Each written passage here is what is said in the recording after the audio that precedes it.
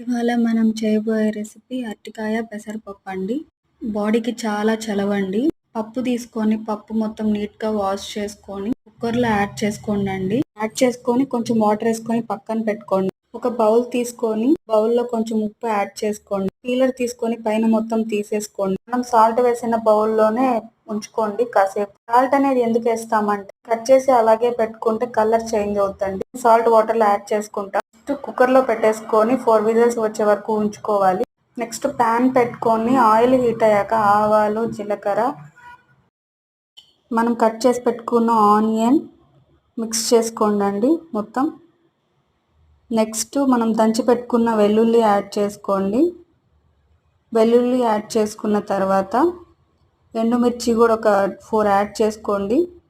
కొంచెం కరివేపాకు కూడా యాడ్ చేసుకున్న తర్వాత మొత్తం మిక్స్ చేసుకోండి.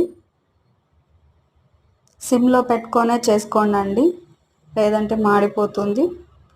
ఆనియన్ అనేది లైట్ బ్రౌన్ కలర్ వరకు వచ్చే వరకు ఉంచుకోండి.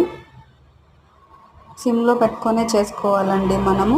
ఈ కలర్ వస్తే సరిపోతుందండి. ఈ కలర్ వచ్చాక మనం స్టవ్ ఆఫ్ చేసేసుకున్న తర్వాత మనం కుక్కర్లో పెట్టాము కదా అరటికాయ పప్పు, చూడండి ఎలా ఉడికిపోయిందో బాగా 4 విజిల్స్కి. ఏంటి కలర్ ఇలా ఉంది అనుకుంటారా? సాల్ట్, పసుపు ఏం యాడ్ చేయలేదండి, ఇంకా కారం ఏమి. సాల్ట్ యాడ్ చేశాక మొత్తం మిక్స్ చేసుకోనండి ఒకసారి.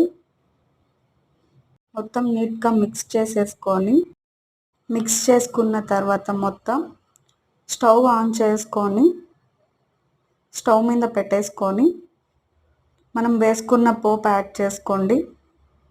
మొత్తం వేసుకున్న పోపు మొత్తం యాడ్ చేసేసుకొని మొత్తం నీట్గా మిక్స్ చేసేసుకోండి. కొంచెం వాటర్ యాడ్ చేసుకోండి. తర్వాత కొంచెం పసుపు యాడ్ చేసుకోండి. ఇప్పుడు పసుపు యాడ్ చేసుకోండి.